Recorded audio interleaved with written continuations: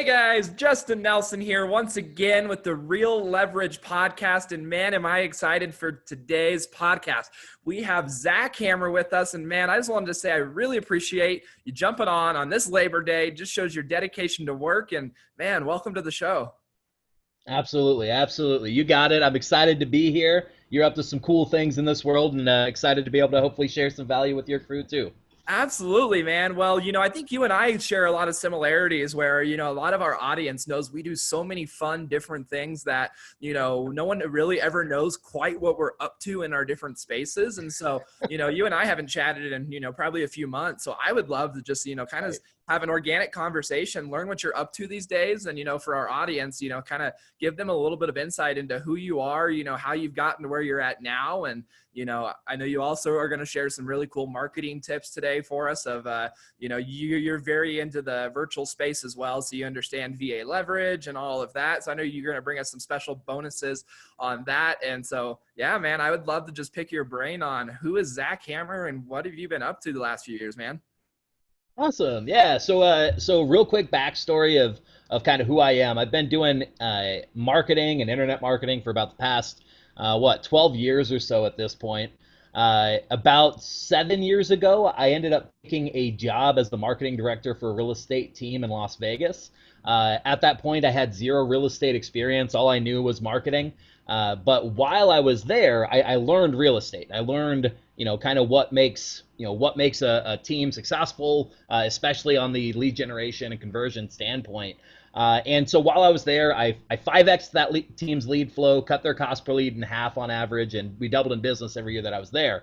But unfortunately, I am not a very good employee. I am much more of an entrepreneur at heart. So we parted on good terms, but we parted, and I set out helping agents all across the country, and actually at this point, shoot, across the world, implement a lot of the same ideas, the tactics, and things that I learned while I was at that team, but in their own businesses for other teams and other companies.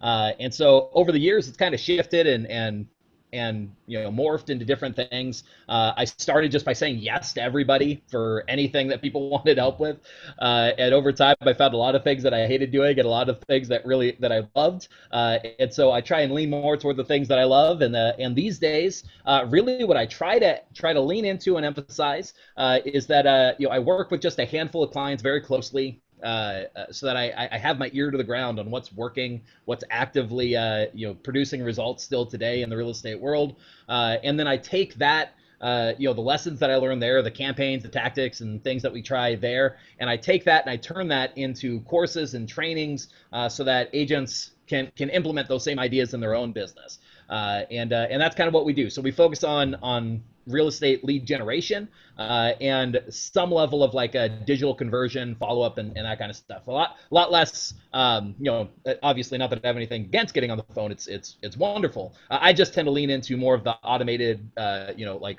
sending out emails, sending out text messages, that kind of stuff in terms of follow up. But anyway, yeah. So lead generation and conversion. That's what we do with Real Estate Growth Hackers. I love that, man. So kind of tell me, I know a lot of people in this world right now are making new businesses and they're learning a little bit more about the virtuality of like being able to do anything virtually. Like from what I understand, like you don't even really have like a home base. Like over the last few Right. years, it sounds like you've really been traveling the country and been able to do your job from really anywhere in the US or the world for that matter. Yep. So yeah, normally we actually live full time in an RV traveling the country. That's me, my wife. We've got three kids, a dog, and a cat, and we all cram together in this RV and travel the country. We're broken down as we speak right now, and in the process of saving up for a new RV. But yeah, for about the past 3 years, we've been on the road. Sold our house in Vegas 3 years ago, and yeah, it's been fun. So yeah, we stick largely to the U.S. As you would. I mean, our RV isn't it's not an amphibious RV, so we kind of got to stick to where it'll go. But yeah, it's a lot of fun.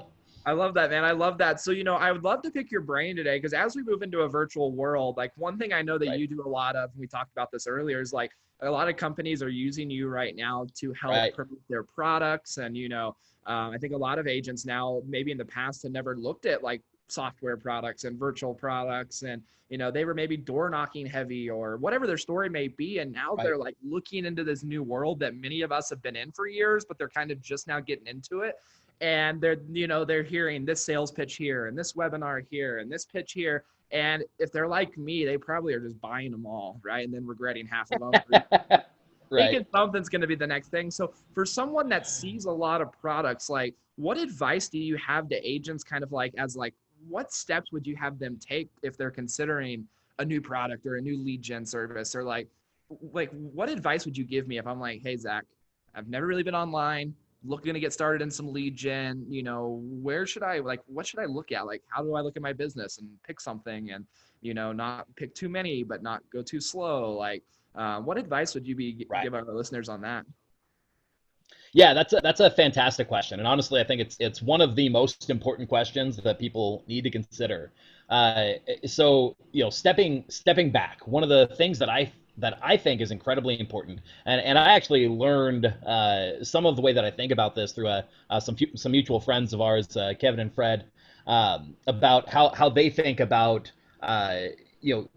teaching agents what tactics they should dive into, and what they should leverage. And I really feel like for most real estate agents, uh, there is not one exact answer for what you need to be doing.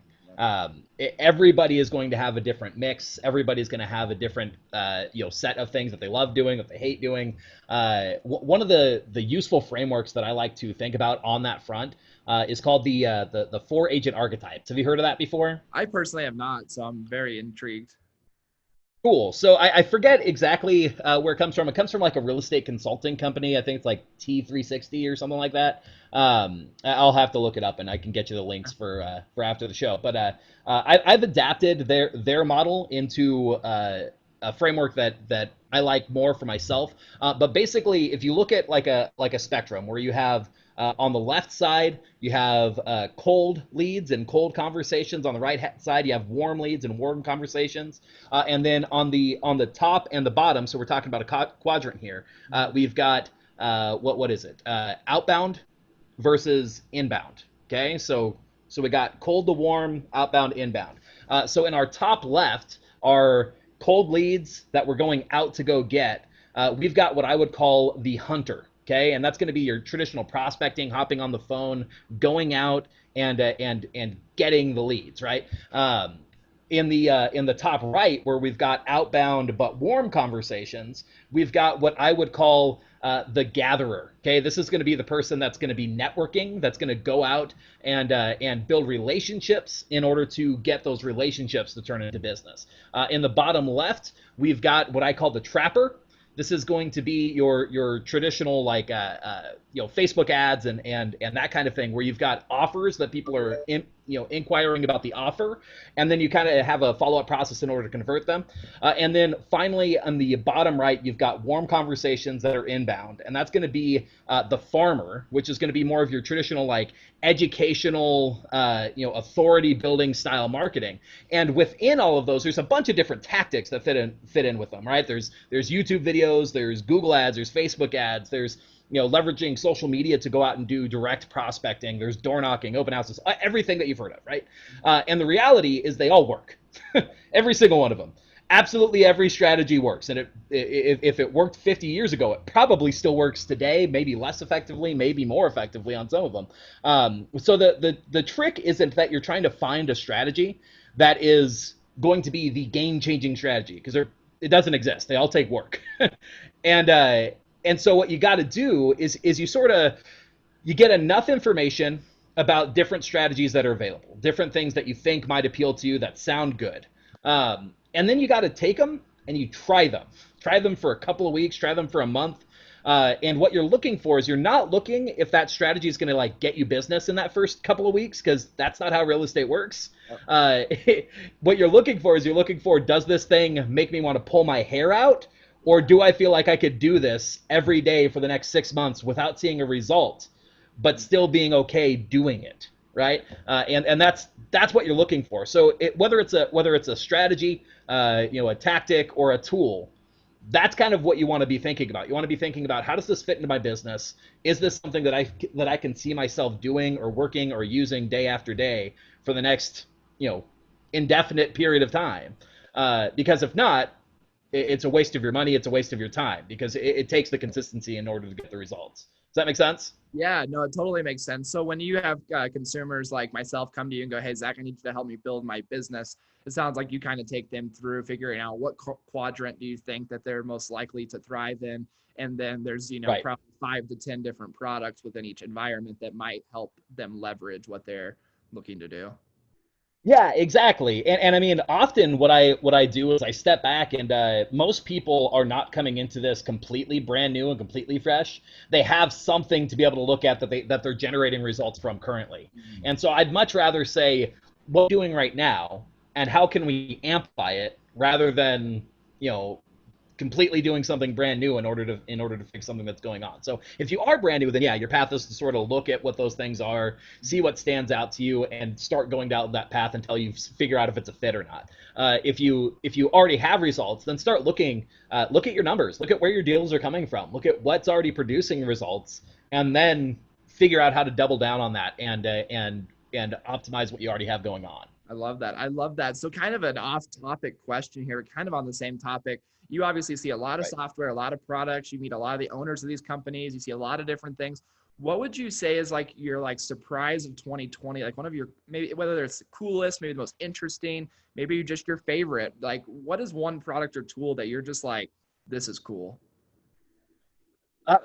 This is actually it's kind of a, because I get a ton of these Yeah. in terms of like seeing a lot of different software and products. One of the ones that's really interesting to me right now, I haven't played around with it a ton, but it's got that blend of like, it's not completely new, but it's done in a new enough way that I could see why it would work. Have you heard of a software called VideoAsk?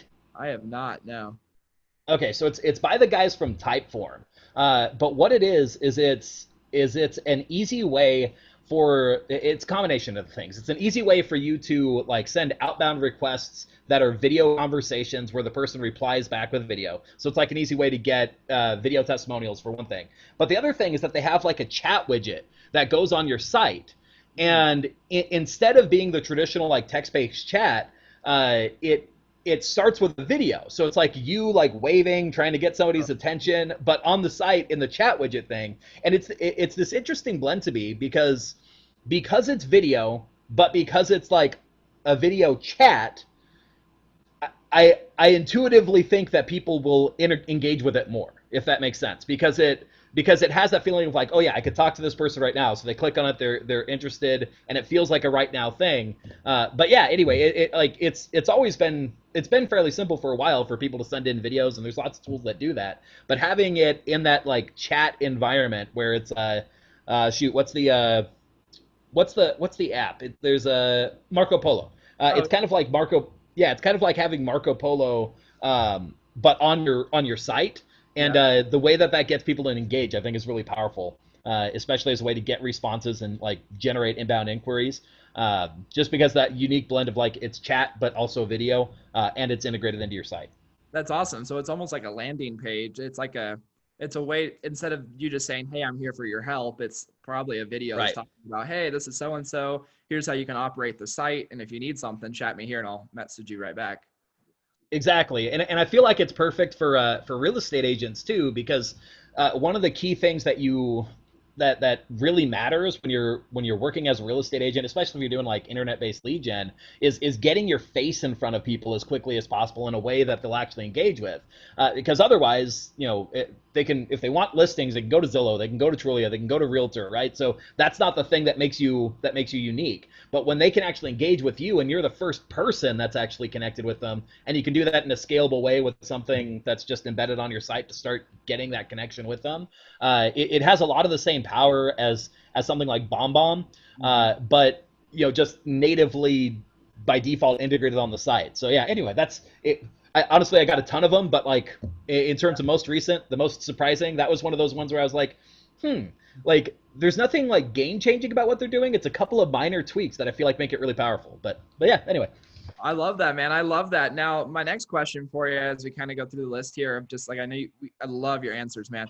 is you've seen a lot of different entrepreneurs. You've seen them use virtual assistants. You've seen them use marketing strategies of in-person assistants. Like you've seen it really all of as many different people as you get to witness, and get to Right. interact with. So I know you told me coming on today that you had a marketing strategy that you would suggest people outsource, whether it's to an in-person assistant sitting, 5 doors down from them in their same city, or, using a virtual assistant too. So I would love to kind of pick your brain on, in today's environment, what is something that you're seeing as a successful marketing strategy that could be outsourced to where it doesn't increase the agent's amount of time that they're spending doing something? Absolutely. So this strategy is actually very much related to the strategies that I think people have historically been used to in the real estate space. Let's take a walk down memory lane real quick and talk about Craigslist. Yep. So Craigslist has historically been a fantastic place for real estate agents to generate leads. It's in most markets free to post on, and you're able to generate inbound inquiries off your listings fairly readily. Unfortunately, Craigslist is weird. Yeah. Craigslist exists as a site. Like if you don't know the history of Craigslist, it wasn't founded as a site like Facebook or like LinkedIn, where it's like a site that was sort of put out there knowing that it was going to be a for-profit thing designed to make money, and ultimately they wanted to figure out a way to make money off it. That's not what Craigslist is. Craigslist was designed more as like a socialist hippie site designed to like take down the newspapers and give free information to the world. And as a result, anybody who's been on Craigslist for a while as a real estate agent has sort of experienced this weird thing where it's like they keep changing things and making it harder, and they don't tell you why, and then it changes and you can't post anymore, and then you don't even know that your postings aren't going out because they ghost you, and all of it is because for better or worse, Craigslist kind of exists as this not what you normally expect. You normally expect like, hey, like if I'm willing to give you money, or if I'm willing to do this thing on your site, like you should be happy that I'm doing it, right? That's not how Craigslist is. Anyway, so that's the problem that we've run into with Craigslist. It's gotten harder and harder and harder to get the same result that you used to be able to get. Well, enter 2019, I think, is when they started opening this up. Maybe it just started this year. I don't remember. But Facebook now. Mm-hmm. Facebook has Facebook Marketplace. Mm-hmm. And Facebook Marketplace is essentially the same concept of what Craigslist is historically. But here's the difference. Facebook wants to make money. Yeah. Facebook absolutely wants to make money. And the way that they make money is they make money by getting people to spend money in order to get eyeballs on their stuff, okay? They're always looking for new ways to be able to serve up ads. And so right now, Facebook is building a major push in Facebook Marketplace. You could tell that they're putting a major push in there because when you look on your phone or when you look on the new Facebook and you look at what apps are available, so let me go ahead and pull it up on my phone. Yeah. But if you look at what apps are featured on the home area, so I'm going to pull it up, and it may not show up on my screen, but the home area down at the bottom there, yep. Right next to the home button is Facebook Marketplace. Yeah. It's one of the major things that they're emphasizing. They have all sorts of features on Facebook, but Facebook Marketplace is massive, right? Anyway, Facebook Marketplace is a place where you can list things. One of the things that you can list is real estate listings. They're putting a bunch of traffic behind it that's only likely to go up because they're trying to build it out as a new place to put together ads. What's cool is right now, you can put your listings on there for free, yeah. And you're putting them in front of people who are looking for homes, and all that happens is you put it up there, and you get inbound inquiries. They come right into your messenger. You can chat with them, and from right there, now you're generating most likely buyer leads. Some of them are going to be buyer leads who also need to sell. It's as simple as uploading the pictures, uploading the details, and getting those inbound inquiries. In terms of outsourcing it, what I would recommend that you do is do it as simple as that. When you get a new listing, make sure it ends up in Facebook Marketplace. That's something that you could very readily have a VA do on your behalf. And then you as the person deal with those inbound inquiries, right? And so that, because you've talked about this, historically about, work with VAs. you're not going to have a great experience if you're expecting them to make the calls for you unless you really put a lot of work into getting the right people perfectly trained and all of that. But this kind of task, just getting it uploaded, taking that off your plate, and knowing that you have a continual inbound source of leads is fantastic. But we can make it even better. Do you want to hear how you can make it even better? I love it. I love it. I'm ready.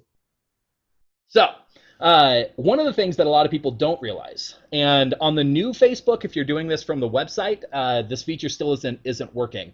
It does work on the old Facebook, because right now at the time of this recording, we're in September of 2020, and so Facebook's in this transition to the new Facebook, and not all the features are over there. But on the phone, this still works, and on the desktop, if you switch back to Classic, this works. One of the things that you can do is you can post to Facebook Marketplace as a Facebook page.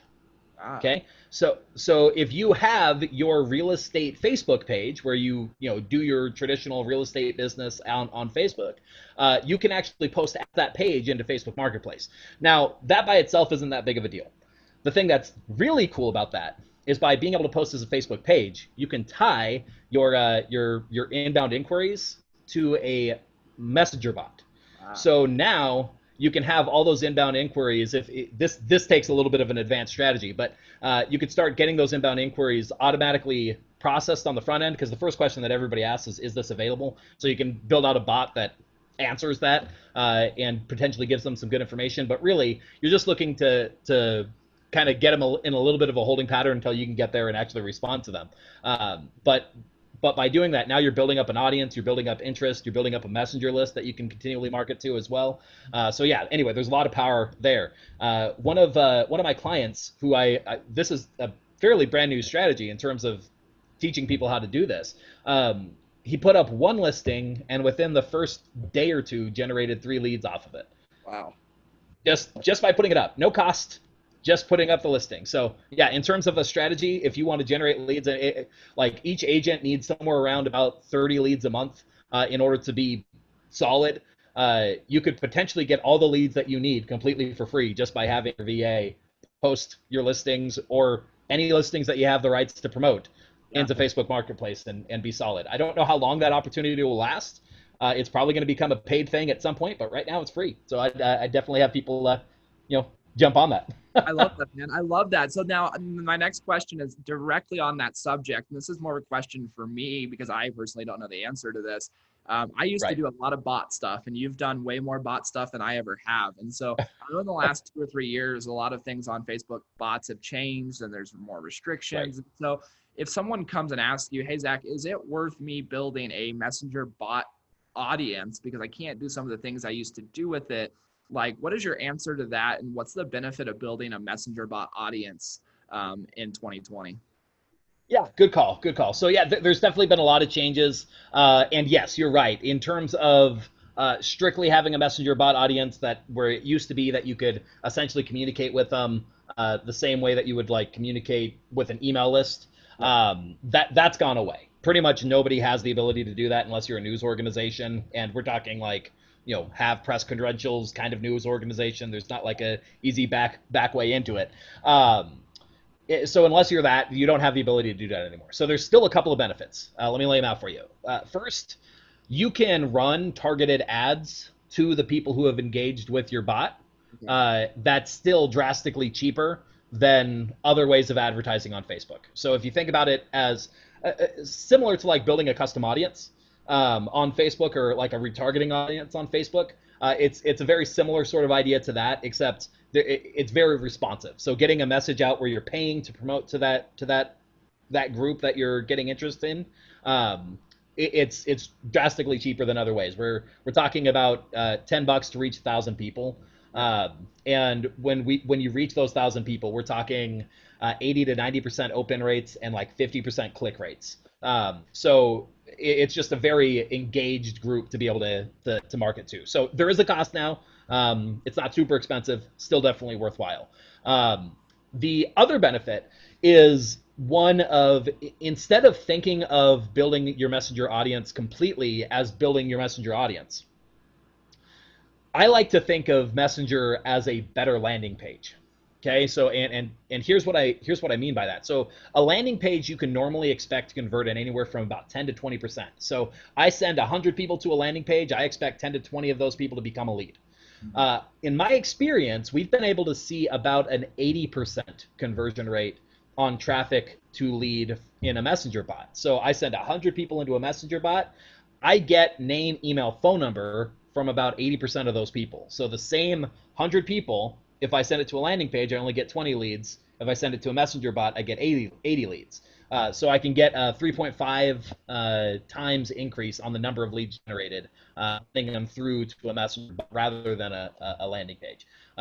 So that's one of the other main benefits that I like to look at. So even if you're looking to just generally, build your email list or build the number of people that you can call on the phone, I still really like messenger bots just in that framework. And then there's some other side benefits too. So ManyChat has actually made it a lot easier to all within your bot. Even if you don't have some like outside, CRM that you're using or something like that, you can build up a text message list that you can send to as much as you want to. And you can build up an email list now as well. So you can send blast emails and send blast text messages within ManyChat. You have to get people to opt in for it. They have to, say yes and give you their phone number and whatnot. But you can build out automated flows that automatically build that out for you.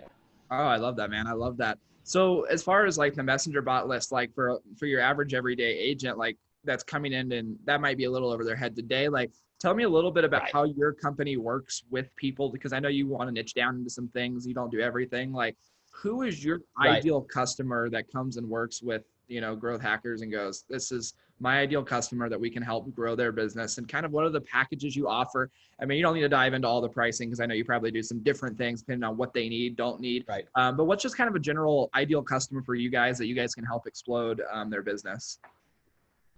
Yeah, so I'd say there's a couple of different kinds. So first and foremost, if you are a real estate professional, period, real estate agent, broker, team leader, lender, title rep, anybody that just even operates in the real estate world, it is worthwhile to connect with our company. Go to realestategrowthhackers.com, get on our list, start hearing from us. Because part of what we do is we serve really two separate markets. So first and foremost, we serve the real estate agent, right? So the real estate agents, team leaders, that kind of thing, helping people who practice real estate to get better at generating leads.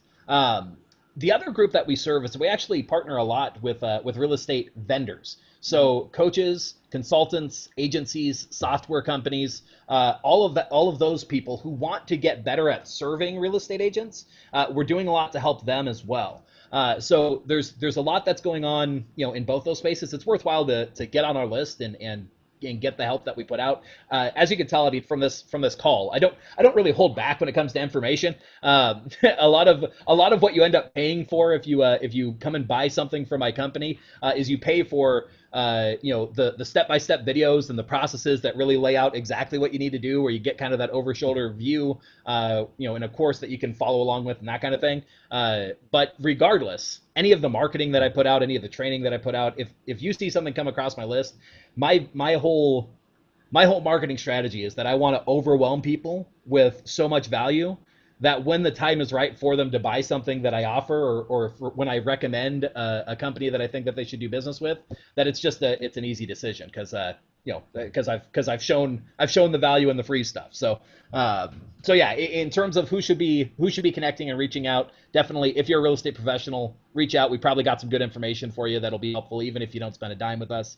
And if you're a vendor, reach out as well, because we could probably connect you into the real estate world and get you some good opportunities there. I love that. I love that, man. So what's the best way that people can get a hold of you? Are you a Facebook guy, an Instagram guy, an email guy? Well, we'll have all your information below, but what's the absolute best way that someone can get a hold of you the fastest? Yeah, definitely. I'd say there's two ways that work really well. Connect with me on Facebook. I am very open to connecting with people, especially in the real estate world. pretty much accept anyone's friend request if they have real estate anywhere in their Facebook profile. Period. So reach out on there, and then yeah, Facebook Messenger is great for communicating with me. And then secondarily, I've got a couple of Facebook groups that people might enjoy as well. So if you search Real Estate Growth Hackers on Facebook, those are great places as well to kind of get involved in that community. And I've got a group dedicated to vendors, and then I've got a group dedicated to agents. But wherever people are looking for that kind of help, those are great ways to connect. Cool, man. Well, I just wanted to say, first off, I really appreciate you coming on and sharing some information today. I really hope that anybody that's listening in the real estate professional world takes Zach up on his stuff. And takes a look at, I'll make sure to put those Facebook groups down below too, because I think those are invaluable places for them to go and, start to learn more about what you do and how you help people. So as we kind of wrap up, as you kind of wrap up 2020, what is next for Real Estate Growth Hackers, and what is your guys' big goals over the next few years? Yeah, good question. So right now, one of the big things that we're pushing toward, I've kind of got two different veins that I'm going down right now. One is that I'm partnering more and more with brokerages and team leaders in order to offer the training that we have, our suite of training to their agents. So that's a path that I'm growing and looking to connect with more people on. And then secondarily, I'm really building out our vendor community more and more. So that's a big thing that I'm doing. I'm looking for more partnerships on doing webinars for people and working with people to help activate their audiences in the real estate space, as well as connecting agencies and software companies, and basically getting everybody that sort of operates in this world where we serve the real estate community, helping them to know how to really offer a great product to real estate agents that actually helps. But secondarily, making those connections that, when a software company is a really good fit for maybe a coach, that I can connect them together so that they can get a lot of opportunity in that, in those joint partnerships and whatnot. But yeah, so those are kind of the two areas, the vendors and the brokerages and team leaders is really where we're going next. Awesome, man. Well, I love that. There's no better time now than ever to do that in a virtual world, in a place where we lack that in-person connection sometimes. So we appreciate it, man. Absolutely. And I appreciate you being on here. So if you guys have any questions for Zach, check out the information below in the description. And Zach, it's a pleasure to have you on the show as always, and look forward to future conversations with you. Absolutely. Thanks for having me. Absolutely. Well, with that being said, guys, we're signing off from the Real Leverage podcast. And like we said, connect with Zach below, and we will see you guys on the next episode.